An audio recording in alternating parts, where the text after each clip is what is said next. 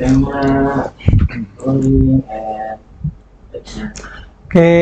Assalamualaikum warahmatullahi wabarakatuh.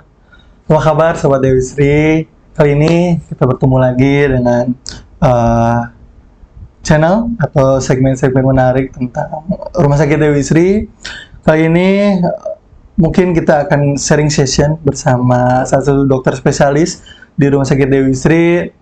Terkhusus mungkin untuk para sahabat Dewi Sri yang sedang menjalani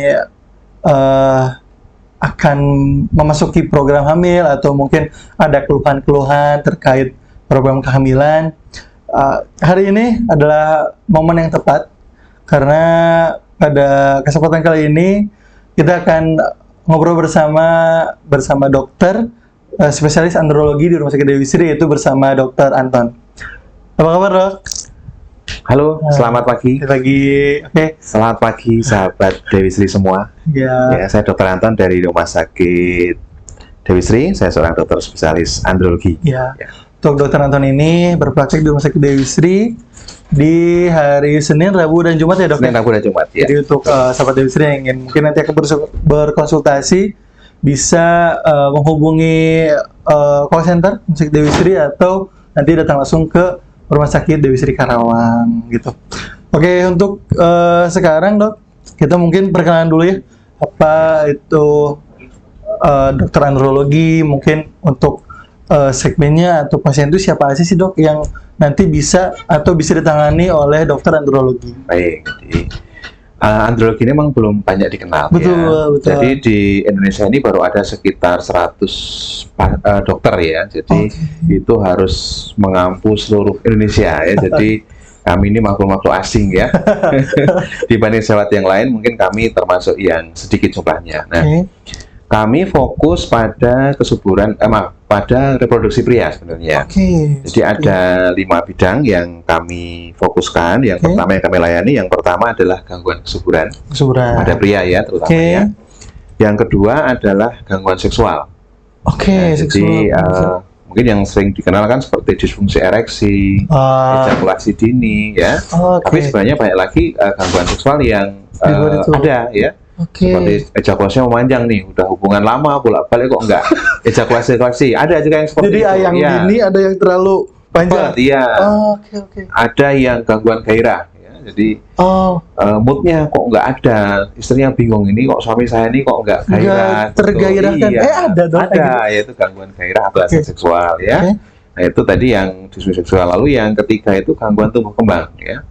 Terutama gangguan tumbuh kembang pada organ reproduksi seperti mikropenis, penisnya kecil, atau late puberty, jadi pubertas yang terlambat ya. Jadi teman-temannya sudah mau suka puber kok belum ya. Jadi teman-temannya sudah mulai mimik basah belum, suaranya mulai besar dia belum, suaranya masih kecil. Itu termasuk tumbuh kembang. Ya, tumbuh kembang juga termasuk ginekomasti, jadi pertumbuhan payudara ya. Wanita kan biasanya tuh payudara, pria juga bisa mengalami. Geno. Betul, ginekomasti ya.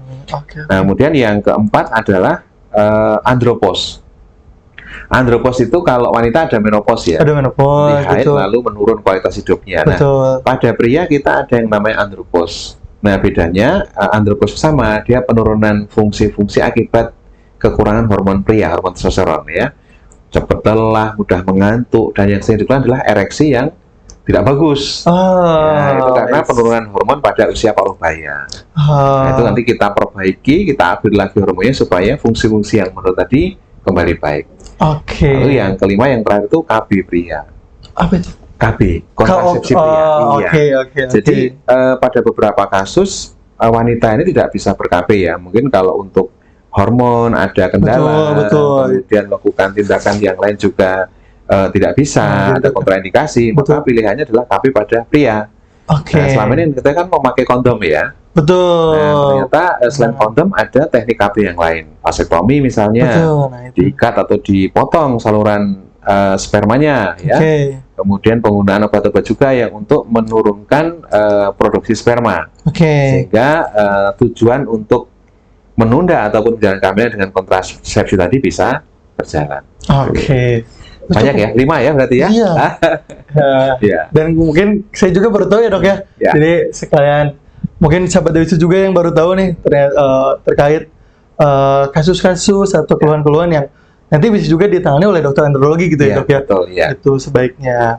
Oke, untuk pertama Dok, pertanyaan pertama. Artinya dari tadi ada kelima Bidang ya. bidang yang ditangani oleh dokter andrologi yang secara garis besar kita karena tadi terkait reproduksi pria. Iya. Sebenarnya apa sih yang termasuk gangguan reproduksi?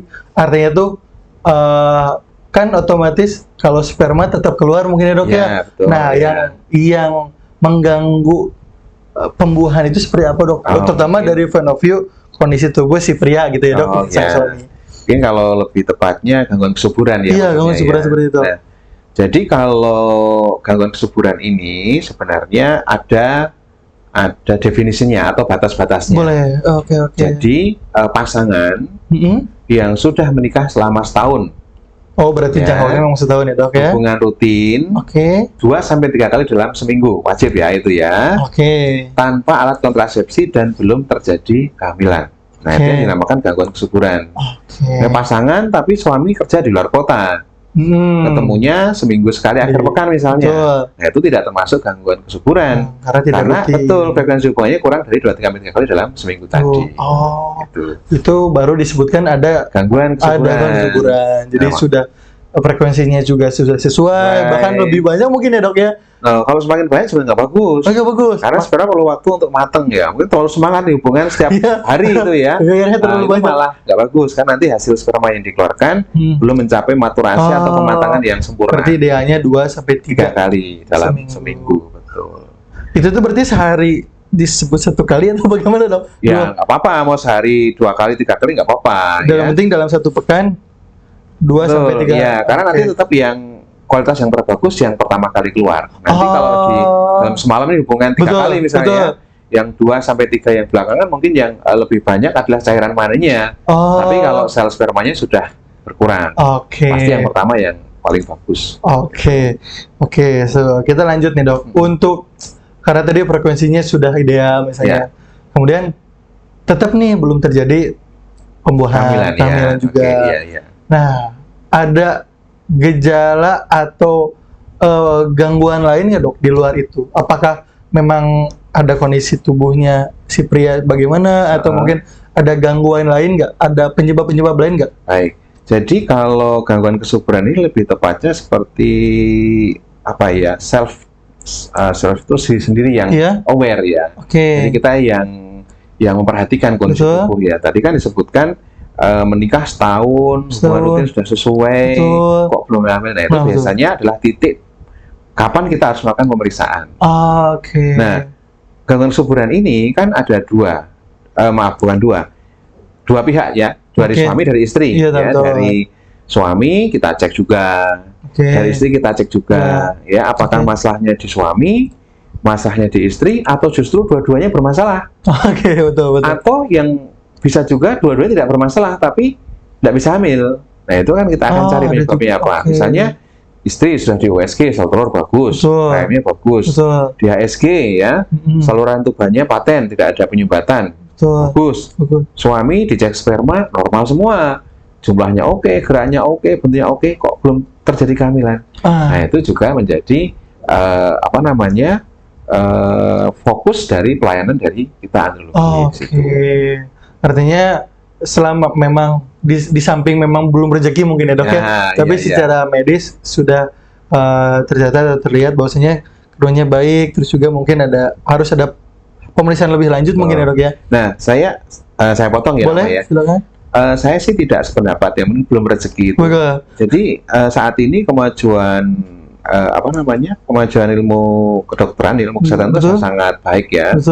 Jadi kalau dulu mungkin tahun ini mungkin belum rezeki. Tunggulah tahun depan. Mungkin belum rezeki, tunggu lagi gitu ya. Semakin lama kita menunggu, kesempatannya kan semakin menurun karena usia kita bertambah. Jadi kalau saran saya di sini sebagai seorang dokter andrologi ya yang concern pada kesuburan, begitu menikah 1 tahun belum terjadi kehamilan, silahkan periksa kesuburan.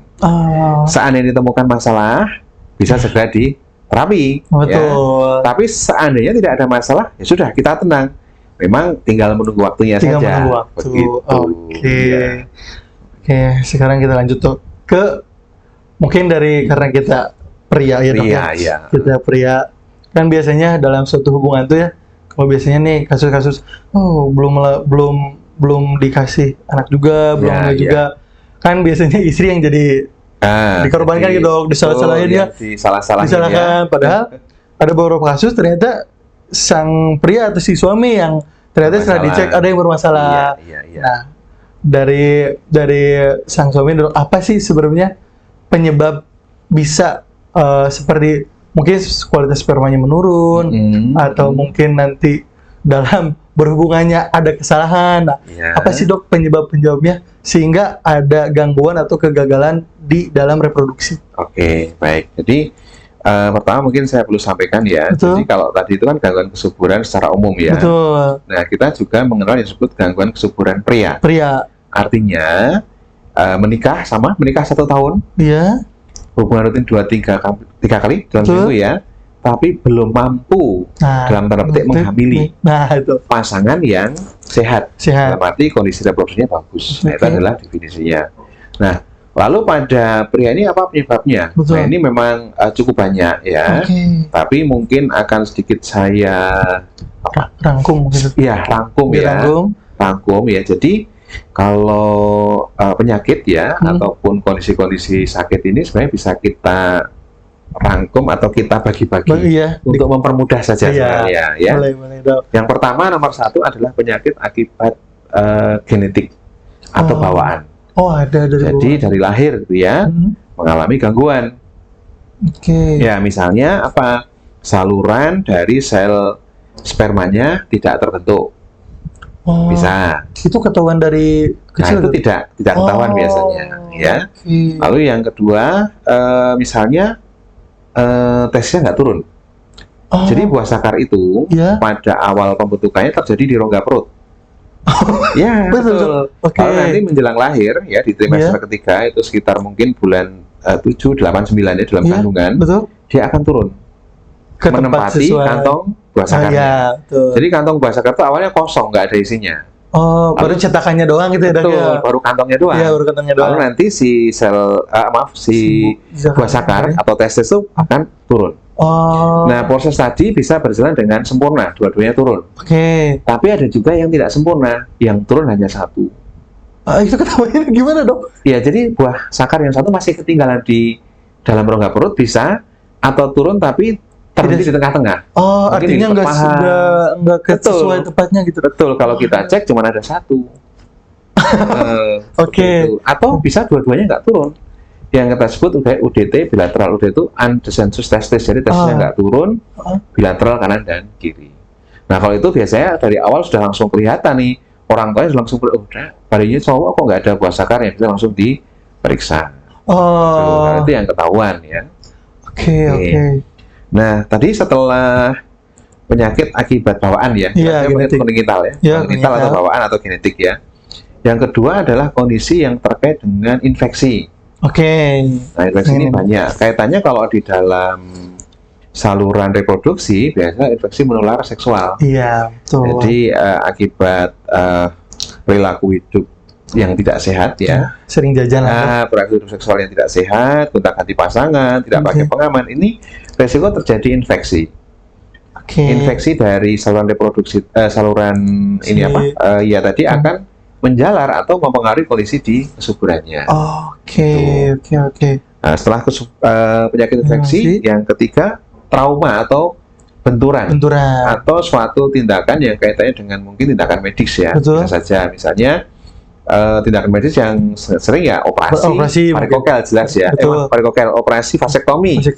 Vasektomi itu operasi untuk memotong saluran atau mengikat. Otomatis kalau dipotong kan nggak bisa hamil dong, karena salurannya kan nggak jalan. Iya, betul. Itu. Kemudian dari riwayat trauma atau benturan. Oke. Main bola, Terus kena benturan bola cukup kencang, lalu terjadi infeksi atau peradangan ya, bengkak ya, bengkak yang menyebabkan kondisi yang tidak sehat untuk Iya. perkembangan sperma. Tidak Itu ada bisa gangguan juga. gitu ya dok. Betul. Atau naik motor kecelakaan ini ya, maaf Iya. kecelakaan, kena benturan juga di buah sakarnya. Ini juga bisa terjadi gangguan. Oke. Atau yang sering juga torsion testis, jadi testisnya kepuntir. Keren. Yang suka ada di urut ya. Oke. Wah, dipijit diurut supaya subur ya. Oh. Oh, dipegang-pegang diurut malah kepuntir. Terjadi torsi testis. Ini bisa menyebabkan kerusakan pada jaringan buah sakarnya atau testisnya yang mengganggu kesuburan juga. Oke. Tuh.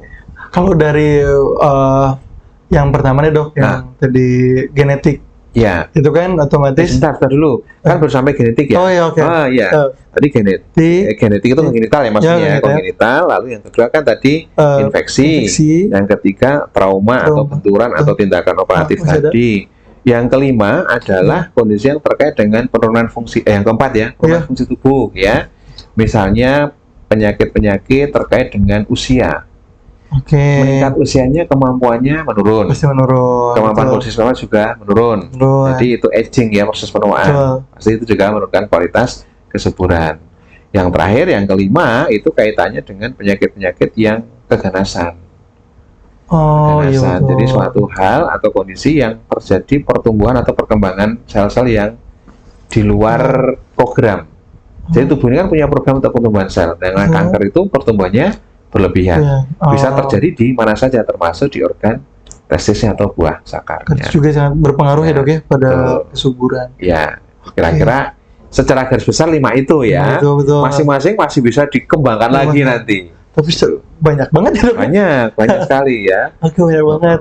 Karena ya kalau pria kan biasanya cuek-cuek aja nih dok. Tuh. Ya kalau memang Tapi sekarang enggak loh ya. Sekarang banyak Iya. pria yang sudah mulai aware ya. aware betul. Kalau dulu mungkin wah wanita ini pasti yang silakan wanita. Tapi sekarang Iya. pria banyak yang sudah menyadari, lalu juga sudah tidak sungkan lagi untuk datang cek sperma. Nah, betul.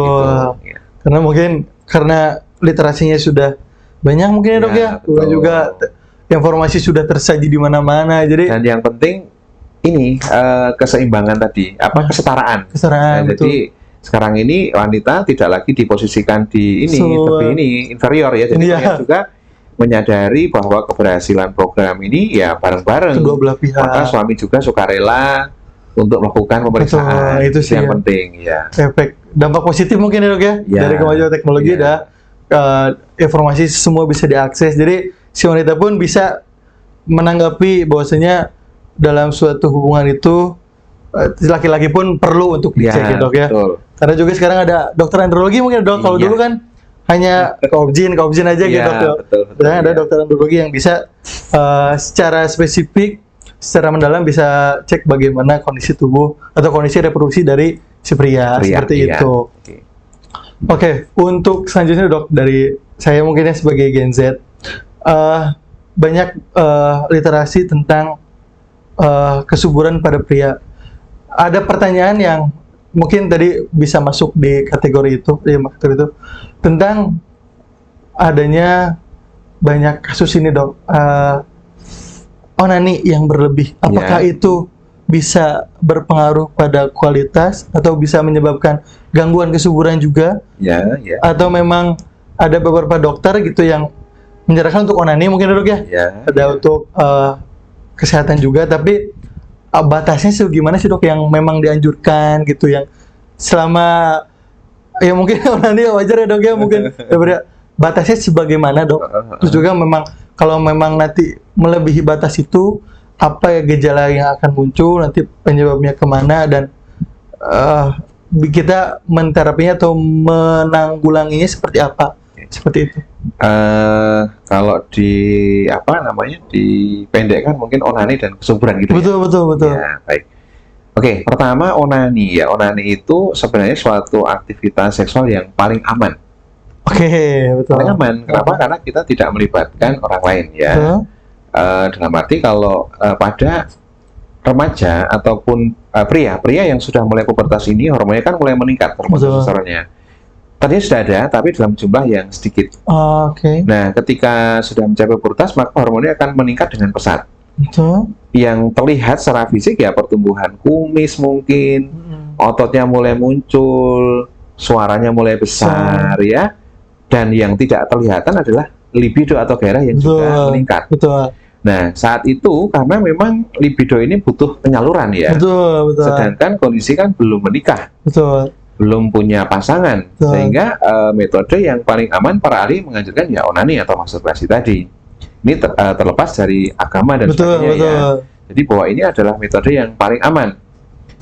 Lalu bagaimana? Apakah nanti akan mempengaruhi kesuburan atau tidak? Ya, karena remaja kan sudah mulai nih ya. Betul. Nah, kalau jawaban yang pasti, saya memang tidak pernah menemukan atau membaca dalam textbook ya. Tapi yang saya amati, jika onan ini menjadi ketergantungan, sehingga nanti dia kesulitan untuk menjalankan peran sebagai suami dalam rumah tangga ya. Jadi dia lebih menikmati onani dibandingkan hubungan secara langsung, penetrasi penis to vagina ya. Nah, ini akan jadi penyulit. Ya, saya menemukan beberapa kasus yang seperti itu. Jadi kalau dengan istri itu kesulitan sampai orgasme, nggak bisa sampai ejakulasi. Mungkin karena menemukan itunya di kenyamanannya dengan onani. Jadi ketika onani sendiri itu nikmat ya, dia bisa berhayal, dia bisa mungkin menggunakan media bantu dan sebagainya, sehingga dia bisa merasakan puncaknya itu lebih dapat feel-nya. Begitu dengan pasangan kesulitan. Nah, kalau sudah seperti itu, otomatis proses pembuahan kan akan menurun peluangnya karena tidak terjadi ejakulasi yang dalam vagina tadi. Itu secara tidak langsung ya.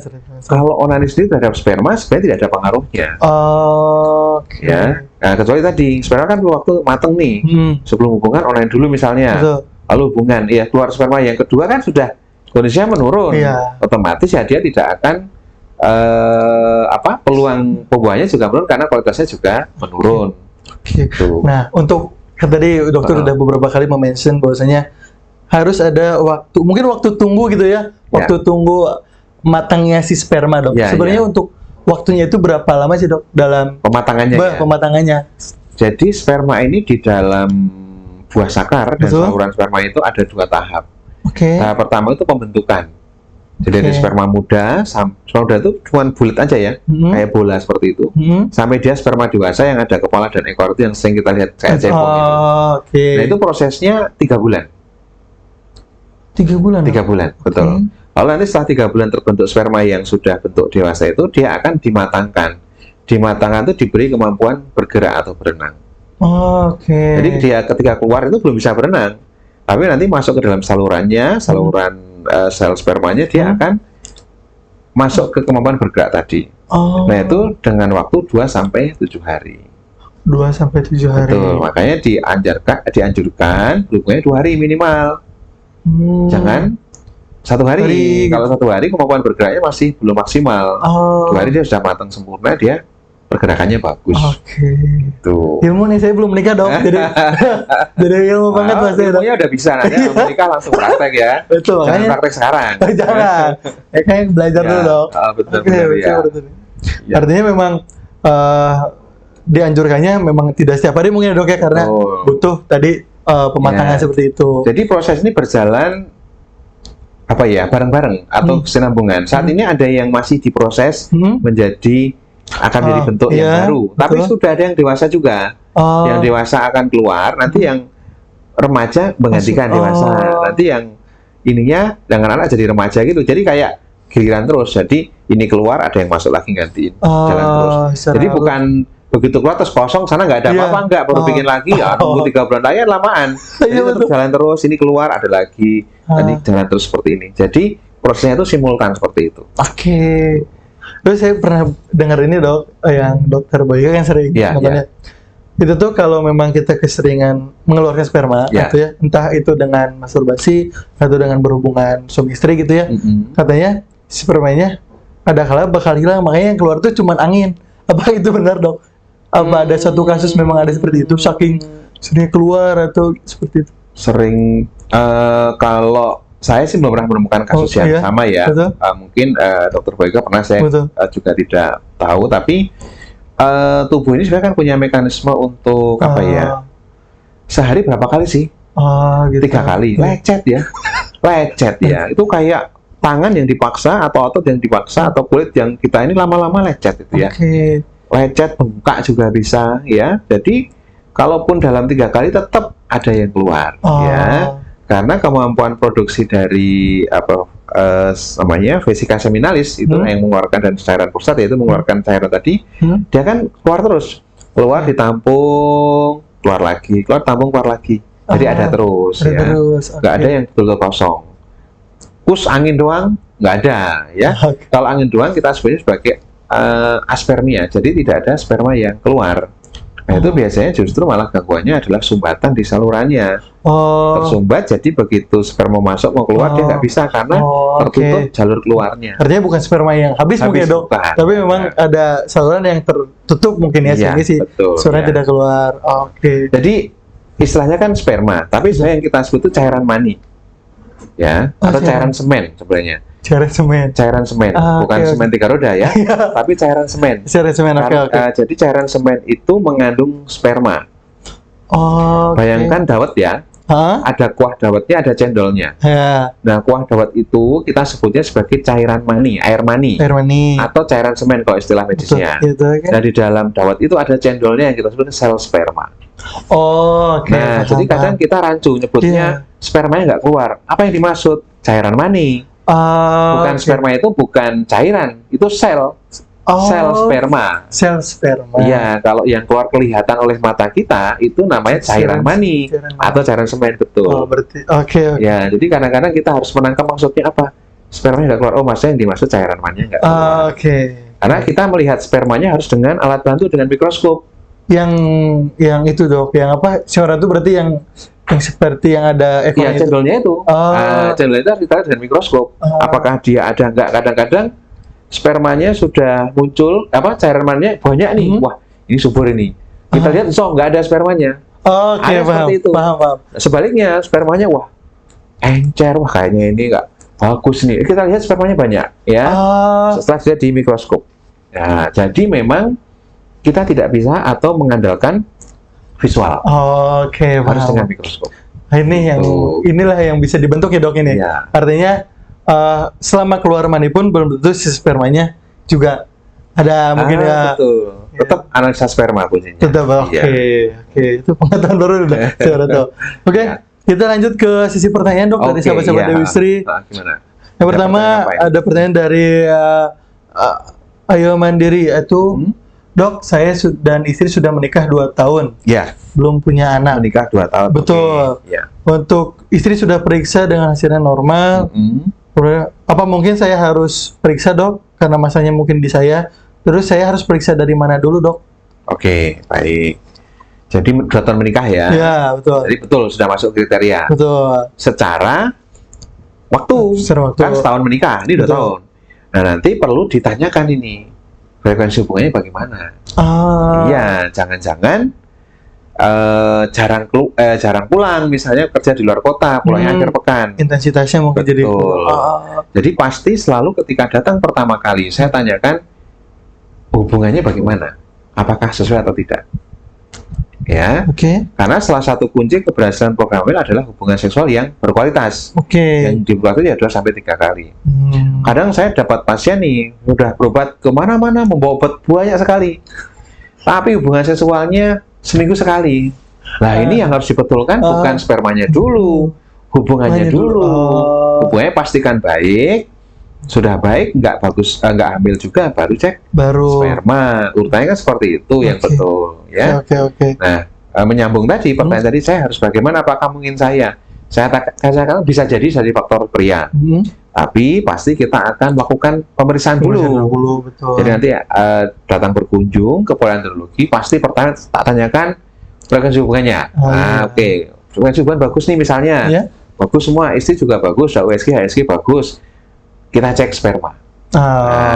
Gitu ya. Terus cek lebih lanjutnya adalah sperma ya, Dok, cek sperma. Urutannya bagaimana? Ya kita datang ke poli, nanti kita pasti kami para dokter ini kalau untuk mencari faktor ataupun menerapi ya, pasti kita cari dulu dari awal. Kita anamnesis namanya. Jadi kita tanya dulu frekuensi hubungannya, apakah ada riwayat sakit yang kaitannya dengan organ reproduksi, ya tadi benturan misalnya atau jatuh, atau mungkin dari pekerjaan, kontak bahan kimia atau panas. Ternyata Banyak juga ya. Nanti kalau itu semua ternyata aman nih. Bekerjanya di kantor kan adem, nggak apa-apa. Kemudian riwayat jatuh benturan tidak ada, aman. Riwayat infeksi nggak ada, aman. Baru kita lanjut ke pemeriksaan fisik. Diperiksa. Oh, yang tadi ya, iya, diperiksa organnya, reproduksinya. Jadi saya pasti minta didampingi. Nah, sekarang saya periksa pria, pegang testisnya, penisnya kan. Wah, orang kalau ya ini viral nanti. Wah, sebelumnya ada dokter andrologi di Dewi Sri ini apa namanya? Pelecehan, ya kan? Karena kan itu ya. Baik, saya minta didampingi oleh istri, minimal istri. Kalau istri datang, saya minta istri untuk menemani. Jadi kita akan periksa organ reproduksinya, testisnya, bagaimana ukurannya, jumlahnya berapa, ada 2 atau mungkin hanya 1 atau malah nggak ada sama sekali, ya. Itu kita periksa semua. Kalau nggak ada istri yang mendampingi, saya minta dibantu oleh perawat yang mendampingi. Jadi minimal ada 3 orang di situ. Ada saksi lah gitu ya, dok? Ya, biasanya kan nggak nyaman ya ada orang lain, jadi kita tolong istrinya. Tapi kalau istri nggak datang gimana lagi? Saya minta tolong perawat, tapi juga minta izin ke pasiennya. Saya perlu ditemani oleh perawat untuk mendampingi. Setelah pemeriksaan fisik, baru ke pemeriksaan penunjang. Penunjang itu apa? Laboratorium dan USG. Laboratorium itu pencitraan ya, pencitraan ya, radiologi ya, instalasi laboratorium pasti cek sperma. Sperma cukup atau belum? Kalau misalnya belum, lanjut ke pemeriksaan tambahan, cek hormon misalnya, hormon kesuburan, reproduksinya kita cek. Sekalian waktu itu kita lakukan juga pemeriksaan penunjang untuk radiologi ya, dengan USG kita periksa. Nah, gitu. Urutannya seperti itu. Nah, kita dapat data ini dari anamnesanya seperti apa, riwayat sakitnya seperti apa, pemeriksaan seperti apa, pemeriksaan penunjangnya seperti apa, barulah muncul, oh ini masalahnya ini, rencana terapinya seperti ini. Oke, gitu. Jawaban untuk akun Ayo Mandiri bahwasanya memang kita yang pertama jangan takut untuk berobat ya, dok ya, karena kalau itulah ikhtiar kita gitu, karena ingin mendapatkan omongan harus dicek secara berlebih. Kalau memang istrinya sudah dicek sudah normal semua ya kenapa kita sebagai pria sang suami gitu ya, dok ya, kenapa nggak mau dicek juga gitu ya, dok? Kuncinya suami istri harus satu hati dulu. Jadi program ini membutuhkan keterlibatan 2 belah pihak. Kalau salah satu yang ingin, istrinya aja, suaminya misalnya belum kepingin, ya tidak akan berjalan. Kalau dua-duanya sudah sepakat, semangatnya sama, mudah-mudahan dimudahkan. Nah, saling support ya, dok ya. Betul. Insya Allah. Banget nih, saya belum menikah jadi gairah gitu, dok. Iya. Jadi menjawab pertanyaan. Tinggal nyari gedungnya kan, calon udah ada. Jadi gini, dok. Malah saya nyari gedungnya dulu, dok. Calonnya belum. Belum. Kira tinggal nyetak undangan. Gitu. Oke, pertanyaan berikutnya. Dari apa ini? Karawang Foodie. Dok, kalau misal pria pernah kena gondongan waktu kecil, itu apakah bisa bikin mandul, dok? Karena katanya untuk gondongan itu bisa mengganggu testis. Oke, baik. Jadi pertama istilah mandul dulu saya benarkan ya. Jadi sekarang ini istilah mandul sudah kita tinggalkan. Mandul itu kan dia nggak punya anak ya. Padahal yang terjadi adalah gangguan kesuburan atau infertilitas. Jadi kalau gangguannya diperbaiki atau gangguannya kita hilangkan, tidak terganggu lagi, kita harapkan kesuburannya akan pulih. Gitu ya. Jadi setelah mandul sudah kita tinggalkan, kan itu membuat trauma ya. Mandul kamu nggak punya anak, udah judgementnya kena mental banget. Iya betul, ini gangguan kesuburan. Baik. Nah, kembali ke pertanyaannya, gondongan ya, atau kita sebutnya parotitis. Jadi gondongan ini menyerang pada kelenjar ludah. Jadi kan ini bengkak itu ya. Iya, saya pernah bengkak gede. Saya pernah lagi nih. Iya. Nah, kalau gondongan itu virus gondongan ya, ini bisa menyerang sampai ke testis atau buah sakar memang. Kan jauh, dok, dari sini. Iya, ikut aliran darah kan bisa dia. Iya. Jadi menyebabkan peradangan atau pembengkakan atau infeksi di buah sakarnya. Nah, tapi kalau terjadinya di masa kanak-kanak ini penelitian menyebutkan tidak berpengaruh terhadap kesuburan. Karena sel spermanya atau katakanlah pabriknya ya buah sakar itu belum berproduksi. Jadi masih aman ya. Beda cerita kalau terjadi pada masa pubertas ke atas. Berapa tuh, dok? Usia berapa? Pubertas itu ya pubertas awal itu kan 11-12 tahun ya. Nah, sekarang sudah mulai muncul ya. Tapi mungkin kalau mimpi basah biasanya di usia SMP ya. SMP kelas 1, kelas 2 itu mimpi basah. Nah, Saat ini bahasa itu artinya kan sperma sudah diproduksi. Oke. Artinya pabriknya sudah mulai jalan Sudah, ini. ya, sudah. Nah, ketika ada gangguan tadi, gondongan tadi, dan gondongannya menyerang sampai buah sakarya, Oke. itu berpotensi mengganggu produksi sperma atau kesuburannya. Tapi kalau gondongannya hanya di iya. pipi aja ya, Di yang pipi, pokok gini aja, ya konjal usianya terpengaruh, tidak ada kaitan dengan buah sakarya, biasanya tidak ada masalah di sana. Emang bukti Gitu. adanya gangguan sampai ke buah jahat itu Tanda bengkak, biasanya biasanya bengkak, Oh. nyeri, ya tanda-tanda peradangan sama umum ya ada bengkak, nyeri. itu secara bersamaan Demam. nggak dok? Maksudnya ini juga bengkak, bawah juga bengkak. Iya, biasanya merembet ya. Ini awalnya ini dulu, Oh. terus selang berapa hari buah sakarya. Oh itu gitu. bengkak. Gitu. Berarti itu bisa mengganggu juga dok? Betul, karena Oh. terjadi infeksi yang langsung menyerang ke pusatnya. Oh, pabriknya kan di iya, pabriknya betul. di buah sakar itu. Oh, oke oke. Tapi kalau masih kecil masih aman ya dok ya? Kalau pada usia anak-anak Iya. itu aman ya. Oke Gitu. oke. Sudah Jadi nggak perlu dijawab. khawatir. Itu Karawang siapa? Karawang Budi gitu. Dok. Karawang Oke, Budi ya. gitu. Oke. Ini pakai anonim kayaknya dok. Oke. Ya. Untuk selanjutnya dok. Dok, apakah ukuran Mr. P berpengaruh pada kualitas sperma? Sperma, ya. Dan tadi sudah disebutkan bahwa pabrik sperma kita itu di buah sakar. Misalkan? Ya, jadi yang mempengaruhi kualitas sperma adalah hal-hal yang terjadi di buah sakar. Oh, oke. Kalau penisnya mau panjang, mau pendek, Iya. mau tebel, mau tipis. Betul. Tipis kayak apa ya? Nggak tahu, dok. Saya belum lihat. Ya, Tapi ya, tidak berpengaruh. Ya, tidak oke. berpengaruh. Jadi fungsi penis itu pada program hamil atau pada kesuburan adalah sarana transfer sperma. Iya. Oh. Selama dia bisa berfungsi dengan baik, bisa ereksi, Mhm. bisa melakukan hubungan seksual, bisa penetrasi sampai ejakulasi yang Iya. terjadi di rongga vagina pasangannya, maka tidak mengganggu pada program hamil atau kesuburannya. Oh, oke. Berarti nggak berpengaruh ya dok ya? Enggak, aman Oke. ya. Luar biasa nih. Tapi pertanyaannya memang out of the box sih dok, karena selama ini kan, Iya. iya, takutnya kalau berpengaruh kan jadinya jadi Khawatir ya? Khawatir. Oh, Kemudian iya. juga dalam hubungan juga mungkin tidak percaya diri. Oh, beda ya. Oh iya, beda-beda. Maksudnya gini, kalau tidak percaya diri ini kan lebih kepada kepuasan seksualnya, betul. bukan ke program hamilnya Iya. ya. Jadi kalau program hamil itu sebenarnya sederhana. Sperma tumpah di vagina. Nah, Sperma nanti akan membuat sel telur. Udah itu aja. oke. Kita nggak mikir apakah dia durasinya panjang misalnya Iya. atau pendek, apakah penisnya dalam tanda petik sesuai Wah, atau kurang, ya. itu nggak masalah karena sudah terjadi transfer sperma tadi. Oke. Nah, tapi kalau tujuannya yang kepuasan tadi, yang nomor 2 itu beda. Mungkin kepengennya lebih lama, mungkin merasa tidak percaya diri karena kurang panjang misalnya. Nah, itu beda nanti. Tapi bisa konsul dengan Nanti maksudnya ke gangguan disfungsi seksual. oke. Boleh silakan nanti berkunjung ya. Luar biasa sekali. Ya, ya. Oke, mungkin 3% itu aja dok. Itu aja? Itu Cukup? Sudah cukup. Oke, baik. Kita ya gitu untuk sahabat Dewi Sri untuk pertemuan pertama pembukaan ya Iya. dok. Besok kita masih ada lagi? Iya, nanti kita ada lagi. Iya, iya. Untuk teman-teman yang ingin nanti bertanya seputar mungkin ada keluhan atau mungkin ada pertanyaan ya dok ya Oke. terkait reproduksi atau hubungan seksual pun mungkin bisa ya dok ya. Bisa. Dia bisa Jadi ditanyakan. hubungan seksual ini kan pria dan wanita. Betul. Jadi kadang-kadang kami juga menangani konseling ya Ya. pasangan. Jadi wanitanya yang memang ada keluhan, tapi karena ini satu ini ya koplo ya. Jadi Iya. pasangan kita menangani gangguan yang sifatnya berpasangan. Berpasangan. Gitu ya. Juga jadi bisa dikonsultasikan atau bisa ditanyakan juga nanti ke akun RS Dewi Sri Karawang. Jadi nanti insya Allah kita akan tanyakan di sesi berikutnya ya dok ya. Oke, siap. Oke. Oke, untuk sahabat Dewi Sri terima kasih untuk sudah menemani perbincangan sharing session di kesempatan kali ini. Ya. Kita akan bertemu lagi dengan Dr. Anton lagi. Siap. Jadi untuk sahabat Dewi Sri yang ingin ditanyakan boleh nanti di kolom komentar atau bisa DM juga.